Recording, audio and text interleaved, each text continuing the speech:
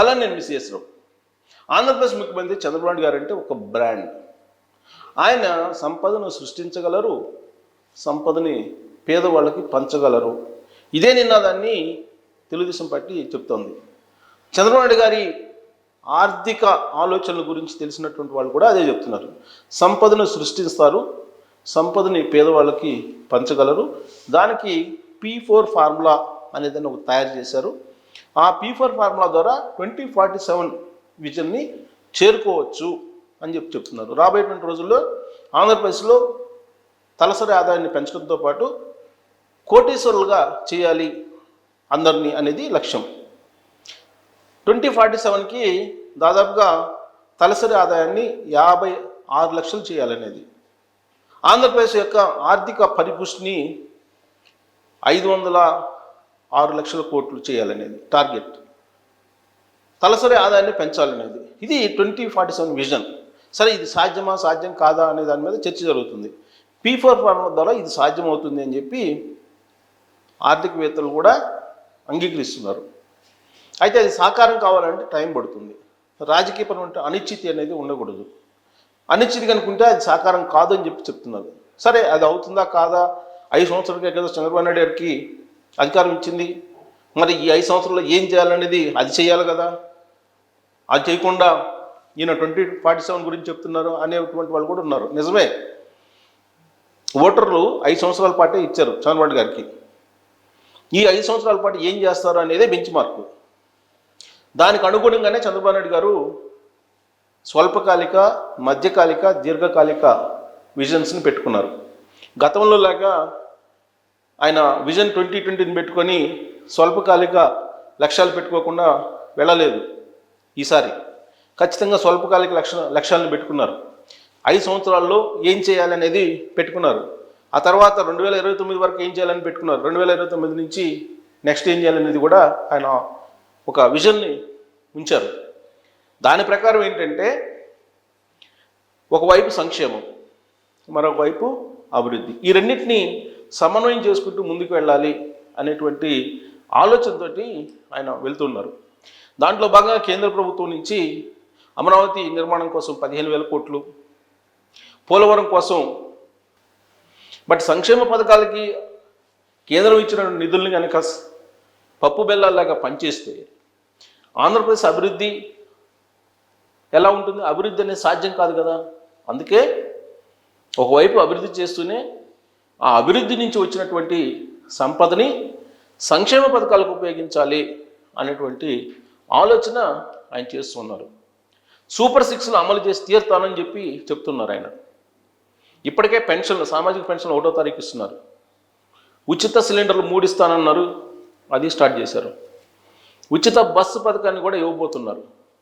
ఇక మిగిలినటువంటి స్కీమ్స్ని కూడా ఆయన 5 ఏళ్ల టెన్యూర్లో ఖచ్చితంగా ఆయన ఫిలప్ చేస్తారు, ఆయన ఫుల్ఫిల్ చేస్తారు అనే నమ్మకం ఆయన మీద ఉంది తెలుగుదేశం పార్టీ వాళ్ళకి. అయితే అది సాధ్యమా అని క్వశ్చన్ చేసుకునేటువంటి వాళ్ళకి ఒక డేటా నేను చూపిస్తాను. 6 నెలలు అయింది ఆయన అధికారంలోకి వచ్చి, ఇది 7వ నెల. ఈ 6 నెలల్లో ఆయన సాధించింది ఏంటి అని ఎవరైనా అడగచ్చు. నెలకి 1,00,000 కోట్ల రూపాయల పెట్టుబడులు తీసుకొచ్చారని చెప్పి మనం చెప్పచ్చు. దానికి ఆధారాలు ఏంటి అని మీరు అడగచ్చు. ఖచ్చితంగా దేనికి ఎంత వచ్చిందని చెప్పి మీ దగ్గర నేను ఒక టేబుల్ ఉంచుతాను. ఏ కంపెనీ పెట్టుబడులు ఎంత పెట్టింది, ఈ 6 నెలల్లో నెలకి 1,00,000 కోట్ల చొప్పున పెట్టుబడులు తీసుకొచ్చారా లేదా చంద్రబాబు నాయుడు గారు, సంపదను సృష్టిస్తున్నారా లేదా, ఉపాధి అవకాశాలను కల్పిస్తున్నారా లేదా అనేది మీకు చూపించేటువంటి టేబుళ్ళు. ఆ టేబుల్లో పెట్టుబడులు పూర్తి వివరాలు పరిశీలించిన తర్వాత మీరే నిర్ణయించుకోవచ్చు, నేను చెప్పడం కాదు. ఈ 6 నెలల్లో చంద్రబాబు గారు ఏం సాధించారు అనేది మీకు క్లియర్గా నేను చూపిస్తాను. ఈ టేబుల్ చూసుకోవచ్చు.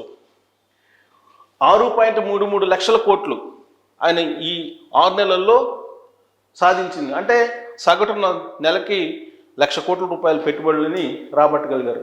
మరి ఉపాధి అవకాశాలు ఎంతమందికి వచ్చినాయి అంటే 4 లక్షల మందికి ఉపాధి అవకాశాలు ఈ పెట్టుబడుల ద్వారా వస్తున్నాయి అని చెప్పి క్లియర్ కట్గా చెప్తుంది. సో ఇది చంద్రబాబు నాయుడు గారు అనౌన్స్ చేశారు ఈ డేటాని. గూగుల్ గ్రీన్ ఎనర్జీ సహా పెట్టుబడి పెట్టే వాటిని కలుపుకుంటే సుమారు 10 లక్షల కోట్ల పెట్టుబడులు రాష్ట్రానికి వచ్చే అవకాశం ఉందని వివరించారు. అంటే ఈ 6,33,000 కోట్ల రూపాయలు ఓన్లీ గూగుల్ గ్రీన్ ఎనర్జీ కాకుండా పెట్టుబడులు, దాన్ని కూడా కలుపుకుంటే 10 లక్షల కోట్ల పెట్టుబడులు వచ్చినట్లు లెక్కేసుకోవాలి. సరే, అవి పక్కన పెట్టిన చూసినా కానీ నెలకి 1,00,000 కోట్ల రూపాయలు చొప్పున పెట్టుబడులు వచ్చాయి. ఎన్నికల సమయంలో ఇచ్చినటువంటి హామీ ఏంటంటే 20 లక్షల ఉద్యోగాలు. దానికి ఏం కావాలి అనే దాని మీద కాన్సన్ట్రేషన్ చేశారు. ఇప్పటి వరకు 4 లక్షల ఉద్యోగాలు వచ్చేలాగా ప్లాన్ చేశారు. ఈ 6 నెలల్లోనే 4 లక్షల ఉద్యోగాలు వచ్చేలాగా ప్లానింగ్ చేశారు. ఈ ప్లాన్ చూడండి ఒకసారి, నేను చదువుతాను. 7 నెలల్లో, ఇది 7వ నెల అనమాట. సో ఇక్కడ పరిశ్రమ పేరు, పెట్టుబడి, ఉపాధి, ఏ ప్రాంతంలో. ఇక్కడ ఎన్టీపీసీ గ్రీన్ ఎనర్జీ లిమిటెడ్ 1,85,000 కోట్ల రూపాయలు పెట్టుబడి పెట్టడానికి ఆల్రెడీ నరేంద్ర మోడీ గారి సమక్షంలోనే ఇది లాంచ్ అయింది. ఎంతమందికి అంటే 57,000 మందికి ఉపాధి విశాఖపట్నంలో దాన్ని నెలకొల్పారు. ఇది క్లోజప్లో ఈ డేటా క్లోజప్లో చూపిస్తే చూసే వాళ్ళకు కూడా క్లియర్గా అర్థమవుతుంది. ఇక ఆర్సిలార్ మిత్తల్ ఉక్కు పరిశ్రమ, ఇది 1,35,964 కోట్ల రూపాయలు పెట్టుబడి పెట్టబోతుంది. దాని కారణంగా 55,000 మందికి ఉద్యోగాలు రాబోతున్నాయి, అనకాపల్లి కేంద్రంగా చేసుకుని. ఇక ఎన్హెచ్పిసి, ఏపీ జెన్కో, ఈ రెండు సంయుక్తంగా 1,00,000 కోట్ల పెట్టుబడి పెట్టబోతున్నాయి. దాని కారణంగా 7,000 మందికి ఉద్యోగాలు రాబోతున్నాయి, కర్నూలు కేంద్రంగా. ఇక బీపీసీఎల్, ఇది 96,862 కోట్ల రూపాయలు పెట్టుబడి పెట్టబోతుంది. 3,000 మందికి ఉపాధి రాబోతుంది, రామాయణపట్నం కేంద్రంగా చేసుకొని. ఇక రిలయన్స్ ఇండస్ట్రీస్ 65,000 కోట్ల రూపాయలు పెట్టుబడి పెట్టబోతుంది. ఉపాధి 2,55,000 మందికి ఉపాధి రాబోతుంది రాష్ట్ర వ్యాప్తంగా, ఈ రిలయన్స్ ఇండస్ట్రీస్ పెట్టేటువంటి పెట్టుబడుల కారణంగా. తర్వాత ఎల్జీ ఎలక్ట్రానిక్స్, ఇది 5,000 కోట్ల రూపాయలు పెట్టుబడి పెట్టబోతుంది. 945 మందికి ఉపాధి అంటే ఉద్యోగ అవకాశాలు ఇవ్వబోతుంది. ఇది శ్రీ సిటీలో ఏర్పాటు అవుతుంది. టాటా కన్సల్టెన్సీ సర్వీస్, టీసీఎస్, ఇది 10,000 మందికి పెట్టుబడి ఎంత అనేది ఇంకా నిర్ధారించలేదు. 10,000 మందికి ఉద్యోగాలు ఇప్పించేదానికి సిద్ధమవుతుంది, విశాఖపట్నం కేంద్రంగా. ఇక ఎస్ఏఈఎల్ సోలార్ MHP1, ఇది 1,728 కోట్ల రూపాయలు పెట్టుబడి పెట్టబోతుంది. 1,135 మందికి అనంతపురం కేంద్రంగా, కడప కేంద్రంగా ఉద్యోగాలు కల్పించబోతుంది. సేమ్ అదే కంపెనీ MHP2, ఇది 1,728 కోట్లు పెట్టబోతుంది. 1,135 మందికి కడప, నంద్యాలలో ఉండేటువంటి వాళ్ళకి ఉద్యోగాలు ఇవ్వబోతుంది అక్కడ. టాటా పవర్, ఇది 2,000 కోట్లు పెట్టుబడి పెట్టబోతుంది. 1,380 మందికి ఉద్యోగాలు అనంతపురం కేంద్రంగా ఇవ్వబోతుంది. ఇంకా గ్రీన్కో 3 ప్రాజెక్టులని 16,500 కోట్లతోటి పెట్టుబడులు పెట్టబోతుంది. 4,825 మందికి ఉద్యోగాలు రాబోతుంది దాని ద్వారా. ఆస్థా గ్రీన్ ఎనర్జీ వెంచర్స్, ఇది 8,240 కోట్లు పెట్టుబడి పెట్టబోతుంది. 4,000 మందికి ఉద్యోగాలు ఇవ్వబోతుంది కడప జిల్లా కేంద్రంగా. ఎకోరెన్ ఎనర్జీ ఇండియా, ఇది 4,435 కోట్లు పెట్టుబడి పెట్టబోతుంది. 630 మందికి ఉద్యోగాలు ఇవ్వబోతుంది కర్నూలు కేంద్రంగా చేసుకొని. ఇక ఎకోరెన్ ఎనర్జీ ఇండియా, ఇది 3,142 కోట్లు పెట్టుబడి పెట్టబోతుంది. 1,200 మందికి ఉద్యోగాలు కల్పించబోతుంది నంద్యాల కేంద్రంగా. ఇక హీరో ఫ్యూచర్ ఎనర్జీస్, ఇది 2,000 కోట్లు పెట్టుబడి పెట్టబోతుంది. 650 మందికి ఉద్యోగాలు ఇవ్వబోతుంది. క్లీన్ రెన్యూవబుల్ ఎనర్జీ హైబ్రిడ్, ఇది 2,000 కోట్లు పెట్టుబడి పెడుతుంది. 650 మందికి కడప కేంద్రంగా ఉద్యోగ అవకాశాలు, నంద్యాల కేంద్రంగా. టాటా పవర్ రెన్యూవబుల్ ఎనర్జీ, ఇది 2,000 కోట్లు పెట్టుబడి పెట్టబోతుంది. 1,380 మందికి ఉద్యోగాలు ఇవ్వబోతుంది కర్నూలు జిల్లా కేంద్రంగా చేసుకుంది. ఇక యాక్షన్ టెసా, ఇది 1,175 కోట్లు పెట్టుబడి పెట్టబోతుంది. 2,500 మందికి ఉద్యోగాలు ఇవ్వబోతుంది. ఇక ఎకోరెన్ ఎనర్జీ ఇండియా 567 కోట్లు, 170 మందికి ఉపాధి అనంతపురం కేంద్రంగా చేసుకుంది. ఎకోరెన్ ఎనర్జీ ఇండియా, ఇది 227 కోట్లు, 1,725 మందికి కడప, అనంతపురం కేంద్రంగా చేసుకుని ఉద్యోగాలు ఇవ్వబోతుంది. సో ఇక మొత్తం చూసుకుంటే 6,33,568 కోట్లు అండి. దీని కారణంగా 4,10,125 మందికి ఉద్యోగ అవకాశాలు రాబోతున్నాయని అంచనా వేశారు. ఇవి పెట్టుబడులు పెట్టడానికి సిద్ధమైనవి. సో ఇప్పుడు ఈ డేటా చూసిన తర్వాత మరి చంద్రబాబు నాయుడు గారి బ్రాండ్ పనిచేసిందా లేదా?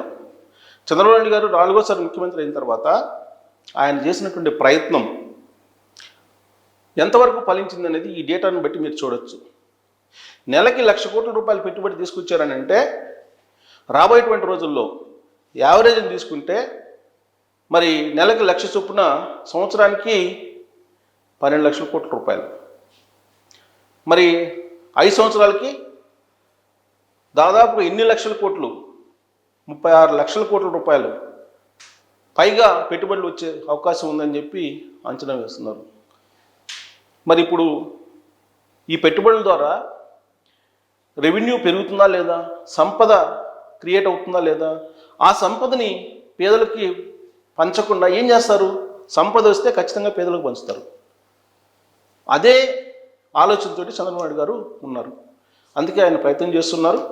దావోస్ పర్యటన కూడా సక్సెస్ అయిందని చెప్పి చెప్తూ ఉన్నారు. అఫీషియల్గా ఒప్పందాలని అనౌన్స్ చేయనప్పటికీ దానికి సంబంధించినటువంటి ప్రతిఫలాలు త్వరలోనే చూడబోతున్నారని కూడా చెప్తూ ఉన్నారు. టెస్లా లాంటి ఒక పెద్ద అంతర్జాతీయ కంపెనీ కూడా రాబోతుందని చెప్పి కూడా చెబుతున్నారు. గూగుల్ పెట్టుబడులు పెట్టబోతుంది, అదే పెద్ద గేమ్ చేంజర్ ఆంధ్రప్రదేశ్లో అని చెప్పి చంద్రబాబు గారు చెప్పబోతున్నారు. మరి ఈ డేటా చూసిన తర్వాత చంద్రబాబు నాయుడు గారి బ్రాండ్ ఏపీకి పనికొచ్చిందా లేదా? ఉపాధి అవకాశాలు కల్పిస్తున్నారా లేదా? ఆయన మీద నమ్మకం పెట్టుకోవచ్చా లేదా? ఇప్పుడు చెప్పినటువంటి పెట్టుబడులన్నీ బోగసా నిజమా అనే దాని మీద కామెంట్ రూపంలో మీ అభిప్రాయాన్ని తెలియజేయచ్చు. Thank you very much.